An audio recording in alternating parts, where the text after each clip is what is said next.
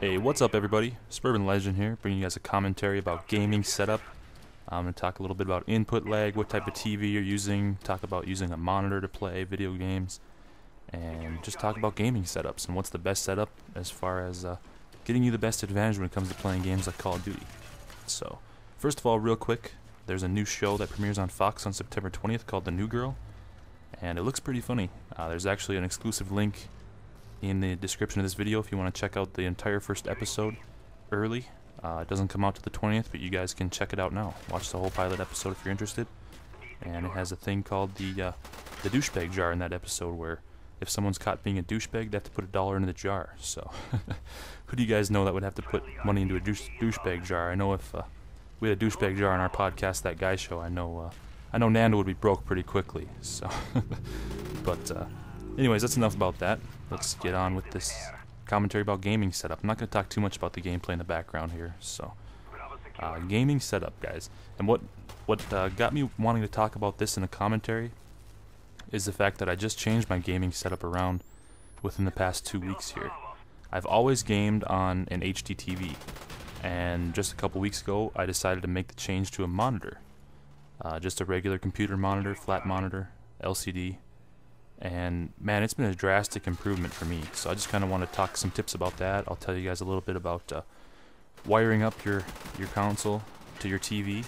See if we can't get you guys a little bit better lag time. Get that lag down a little bit. Some TVs do have input lag, like if you're plugging your Xbox or PlayStation in through a HDMI port and stuff like that. But first of all, what I used to play on since I got my PlayStation was this. Well, initially I had your old tube TV. Just a 27-inch, tube TV, and that was fine. Those TVs really don't have input lag at all, but they also don't have HD graphics. And then right after I got my PS3, I had the opportunity to buy a bigger TV. It was actually a 56-inch TV, but it was a rear projection LCD. It was one of those kind of bigger TVs you see that you have to change the bulbs on every couple years because they burn out. So I was playing on that. And it was nice to upgrade to HD graphics, especially with my PlayStation 3. But the bad thing was, I could tell there was a little bit of input lag. And what I mean by input lag, guys, is the time it takes for the signal of your game, whether it's you moving your controller left or right and your character should be moving, to the time it actually shows up on the screen.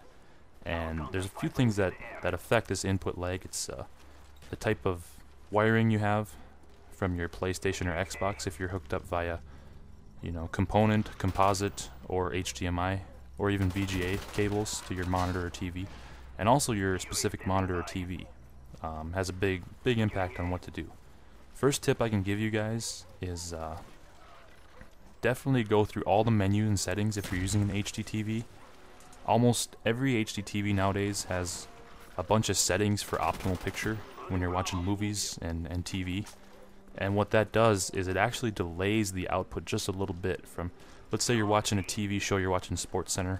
From the time your TV gets that signal, it takes a split second or two to process that signal and make the picture look a little bit sharper and brighter and nicer before you actually see it on the TV. Which, if you're watching SportsCenter or MTV, that has no effect on you really if it's a split second late. But if you're playing Call of Duty, man, that's a huge impact. That's a big difference. That's the difference between life and death. And so the first thing what you're going to want to do is, most TVs that have this feature also have a gaming function.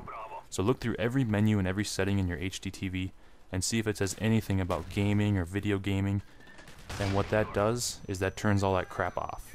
All that extra image processing that your television does, it turns it off, and it makes a huge difference. My brother, for example, just recently bought one of them big, fancy new 50-inch Samsung TVs. It's like just thin, like an inch thick, if even, and it looks amazing. But he hooked up his PlayStation and he gave me a call right away because I don't know, I do a lot of reading on TVs and in technology and crap like that. But he calls me up and he says, "Man, what the hell is going on? I'm trying to play Bad Company 2." And he said it was literally about 3/4 of a second delay. That's how bad some of this input lag can be. Like he'll move his guy left or right, and almost a second later it'll show up on the screen. Like, it was terrible, absolutely unplayable. So what I did was I walked him through how to get through his settings in his remote to turn on gaming mode. So, and also if you do find a gaming mode and you do turn it on, make sure you turn it off when you're done or turn it back to normal mode, because if your parents or your family want to watch TV, TV in gaming mode won't look very good. It'll kind of look crappy. So, especially if you're watching a movie too, you'll want to go ahead and turn that movie function back on for your TV. So get in the habit of switching it back and forth so your family doesn't get mad at you or whatever. But anyways, about a year ago I was able to switch from my 56-inch TV. I sold it, and then I bought a 40-inch LCD flat screen TV, which eliminated some of that input lag, but it still was there a little bit. You know, I was playing PS3 and my Xbox hooked right up to this TV, and there was still a little bit of input lag.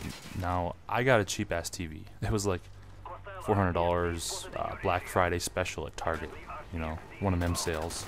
So it's a pretty crappy TV. I mean, I know a lot about brands and TV, and this thing is an Apex brand. Now, if you've ever even heard of Apex brand electronics, I mean, I applaud you. But, so that's what I've been using for a long time until about 2 weeks ago. And guys, my performance in gaming has drastically increased from my switch to a monitor. And I don't know if it's input lag or just the fact that I'm set up in a different room now. I think there's a couple different things too. For one, playing on a big 40 or 56-inch TV like I had been doing, it's nice. The game looks amazing, but you really have to, your eyes get a workout, you know, especially in a game like Call of Duty where there could be people head glitching around every corner. Your eyes really have to cover a lot of real estate, looking left, right, up, down, all over your screen, trying to find the enemies to kill. You know, it's nice to have those big TVs, but as far as gaming, it can be tough. And I knew that going in when I bought the TV, but at the time I couldn't really afford a monitor. So recently I saved up some money, and I went to Best Buy. I bought myself about a $200 monitor. It's 23 inches, and now I game at my desk. And the first couple games I plugged in my monitor, I'm just going ham on people. Like, it helps a lot. Now, I'm not saying the monitor is 100% making the difference for me. I think part of what's making the difference is also the fact that, you know, I'm not saying it's all input lag, but a smaller screen I think helps, and I sit closer to it. I sit in my computer chair now, whereas in the living room I'm sitting back in my lazy boy, really relaxed. And now I'm sitting in a more upright position, paying more attention, and it seems like I'm just concentrating a little bit harder on the game, which helps me as well. But I also think some of that has to do with input delay. I know my monitor now has a 5 millisecond delay, which is really good, and all that. But one other tip I can give you guys, if you have the necessary means to do this, if you're playing right now with the HDMI cord plugged from your Xbox to your TV, and you also have the component cords, why not go ahead and try those? Now, I'm not talking composite. Composite is those red, white, and yellow cords that come with the Xbox. The component ones are they're like 6 cords. They got like orange and green and blue and all those colors, along with the red, white, and yellow cords. So if you have that set, the component, just go ahead and try that with your TV. I'm not guaranteeing it will make a difference, but there is a chance that it will be an improvement. Every TV handles signals differently between HDMI and the component, and there is a chance that your TV might be a little bit delayed with an HDMI signal, and it might be a little bit better with the component signal, and vice versa. The only bad part is you won't be able to upscale to 1080p with your component cables. If you're doing so with HDMI, you'll still be able to play in 720p, so it'll still be high definition. It'll just be a little bit, you know, it's not that big of a difference, but it's a little bit of a difference. But at least give it a try. I'm not saying go out and buy a set of component cables if you don't have them, but if you have both of them, why not give it a try, especially with your newer TV. Just because it's HDMI doesn't mean it's going to be faster. Every TV handles the signals differently, so might as well try both of them out. And you can do it the other way too. If you're playing component and you have HDMI cables, why not try that as well? It might make a difference for you. So, in conclusion, if possible, I think the best thing to do is play on a monitor versus a big TV. It just seems easier. I mean, I can see the entire monitor without moving my eyes too far back and forth, you know. So you get the whole depth of field without moving your eyes too far. And I happen to know I've heard a lot of commentaries from some bigger commentators too who get really good gameplay, and most of them actually play in sort of a small office type environment, sitting in an upright chair, real close to a smaller computer monitor. Most of them are between you know, 19 to 24 inches big. So in conclusion, that's what I think is the best possible setup for gaming, and why not try switching around your cables a little bit, and definitely try your HDTV settings to see if you can turn it into a gaming mode. That could definitely make a difference for you. And this has been Suburban Legend talking about gaming setups. Hope you guys enjoyed. Hope you guys learned a thing or two, and if not, oh well.